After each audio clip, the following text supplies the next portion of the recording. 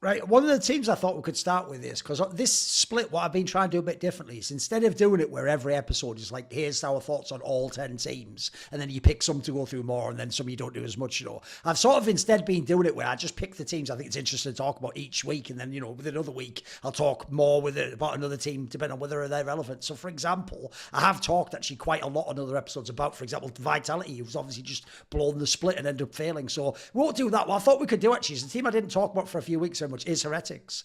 And the real problem, I think, here goes at is, Jensen. I think the reason I didn't focus on them much is they're clearly not a very good team right now. And the worst thing to me is, just from the construction, even on paper, you can see some clear flaws. Like, even though the Zwyroo guy did play better than when Perks was bad in Heretics, and obviously had like a glow up in the playoffs, actually he's sort of regressed again. Like, actually, when he's not just on his ear all the time, he's not that great a player necessarily. And the crucial thing I always think of when I look at Heretics is I remember when, this is a few years back, you'll remember when initially Soaz went to LCS and played in Immortals with Zabateen's Immortals team. And if you remember, that was the one where it was like Soaz, ex-Smithy. And it's like, when he looked at this team, it's like, these are actually some pretty good players. But as Dom famously pointed out, it's like you've got all supportive elements, but no carry. And so when you looked at that team, it didn't matter what they did on the map, what move they made. They just didn't have, they were what we say in English, like they were sort of toothless. They didn't have any ability to bite or to kill you. Like they almost couldn't win a game no matter what they did. I get that vibe from Heretics so much, mate. Like when I watch this team play, I'm like, even if players did things right in the game, like how are they going to win? Like where's the win condition? Who's the player I'm scared of if I'm playing Heretics? Or if I'm playing Heretics, what is it about their style that will put me off? I feel like to me, they're what you call like a much of nothing. It's like there's not really anything going on in this team for me. Do you see anything interesting in Heretics? Can you see, what do you think their problem is? What's the problem with the roster? Because again, these players clearly aren't all bad. I think some of them actually could be very good, but as a team, they seem kind of meh. You know what I mean? Yeah, I definitely think that that's the issue of Heretics, right? That this is a team that is definitely going through a lot of turbulence. I think with all the off-season drama happening, there's definitely a lot of red flags with regards to what's happening with this team. And it's one of those things where you talk about overall team cohesion, and this is one thing and it's pure conjecture, right? I don't have any inside Oh, of course. sources or information, but just looking at the outside of it and just it's a little bit of projection here as well, but when I look at the way that they play in game, so let's talk about the in game issues first before we talk to the possible reasons that might be happening Yeah. out of game.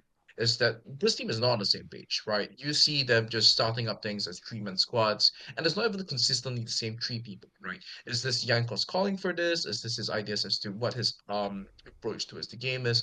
And if this was any other team, it's just really illegal. You have no prior over mid, you have no prior over bot, and then you're starting Drake. Your AD carry is disconnected from the fight. They're starting Rift Herald. They are trying to rotate aggressively and taking these fights. That this is the game I'm thinking against SK that they have, where Trinity is just engaging into the opponents, where the where Zwyroo is still disconnected from them.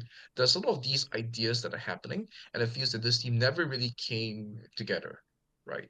And I think that this was something that was flagged as well when you hear the little clips from players they're talking about, oh, we think that Mad Lions and Team Heretics, these two teams are a little bit team boom, right? Yes. So I think in terms of that, where we look at what's happening out of the game, where Peter was going over there when they were replacing perks, when they were making these changes, he wasn't hearing about what was happening as well.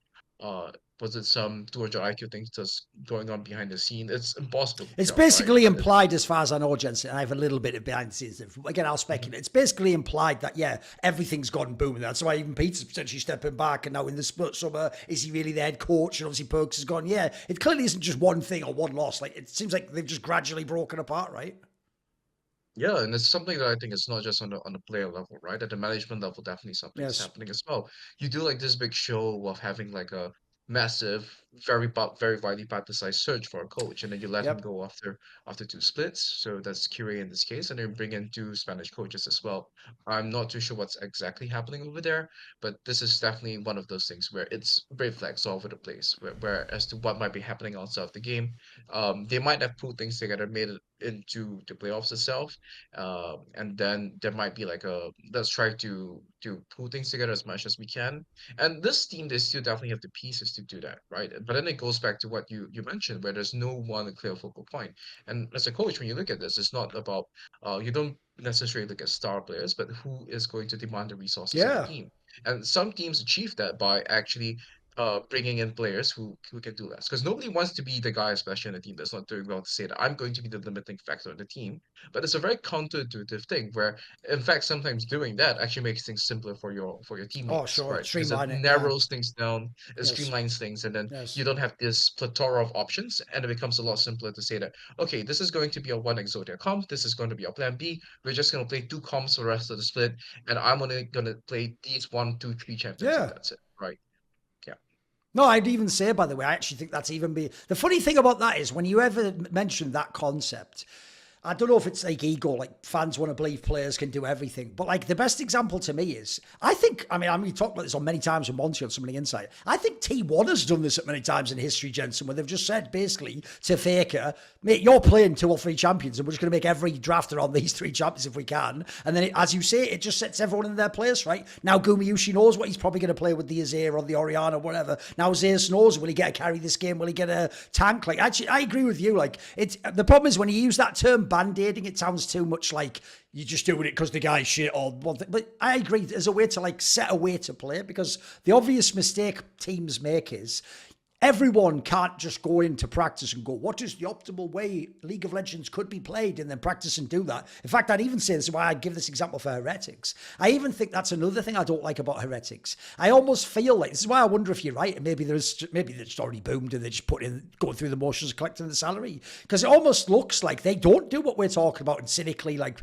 streamline the team and say, right, let's just play through this guy or let's get this guy ahead. Instead, it almost looks like they all just turn up like it's a 9 to 5 job in the scrims. I'm sure they watch the VODs, they watch the T1 VOD, the Gen G VOD. They listen, oh yeah, coach, yeah, we should have started Baron a little bit later, maybe and then they play the game, but they play the game as if they weren't this team. They play the game as if they were any team. And I hate that approach. I've got to say, unless you're like going to, maybe G2 could do that because they've got such good players and they have so many styles they could experiment with. But I feel like if you're a team like this, especially for the last split, even if it's cynical, just pick a player or two who actually can do it. Like, by the way, I'll tell you what's funny. Here's an example where narratively people wouldn't expect me to say this, Jensen. Obviously, when Flackhead was on G2, I used to get mad at fans trying to pretend like he was fucking Uzi I, whereas it's like, bro, if anything, I mean, here's the analogy. If you actually know Chinese League of Legends, he'd be more like Son or something from the old OMG. His job was never to be the star carry. His job was to be a really good ADC who doesn't get the resources and makes the best of that. And then every now and then when it's the right company's fed, then he would carry the team fight. In this team, they've been so whack in this Heretics. I would even be fine with this guy getting the resources, man. I actually think he could even carry the odd team fight. Like, he's certainly not a bad player. In fact, he's probably got the best floor of any player on Heretics. But you look at the other names, bro, these other names, some of these are going to be Hall of Famers, but they're all very good now. Like, Jankos is in a bad shape. Trimby's kind of, as you say, I don't even think Trimby's bad. I just think he's disconnected from the other players in the team.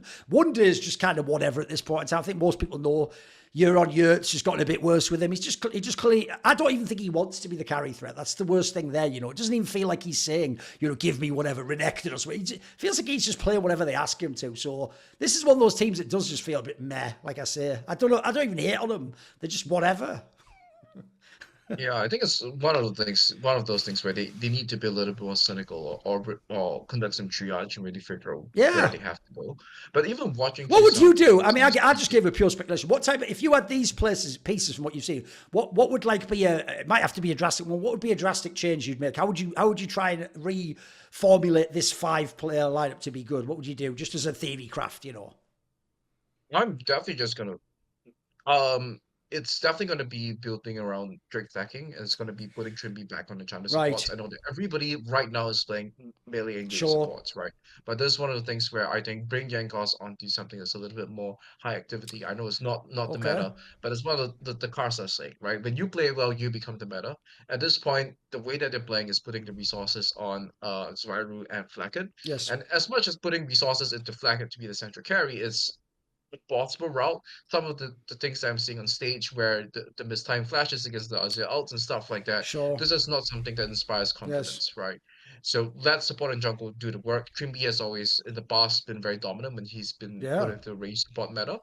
And then just put that play this different style from what everybody else is doing and force it so that other people have to prep for something that's different as compared to what other people are doing. You won't be going to win the finals, but even using this, it might get you some wins. It might extend the amount of time that you're playing in the playoffs and hopefully get you somewhere in the season finals, right? Have a distinct enough play style, make it difficult to prep for you because nobody else you're scrimming is going to play the same way that they're doing. If everybody buys into this whole global meta thinking ideas that are out there, I know there are definitely reasons as to why people aren't playing Enchantress at the moment, but it's definitely leaning back into their strengths. And I think that going back into that, having a very honest exercise in what are our strengths, what are the ways that we can effectively win games is something that this team needs to do. No, I'm with you. I mean, again, if you look at the team, you have to, at the moment, right, essentially people are almost looking and asking what they don't have. I would do what you do. I would just ask what they do have. And one of the things you clearly have is Trimby is one of your biggest strengths. So I'm with you. Fuck the matter, just play what he's good at. Like we all know, and Chanty's, he has actually OP, like he can do so much in the game. I'm with you, yeah. Good angle. See more cool, funny, interesting clips based on topics from my content? Well, subscribe to this channel then, or, you know, be a pleb and don't.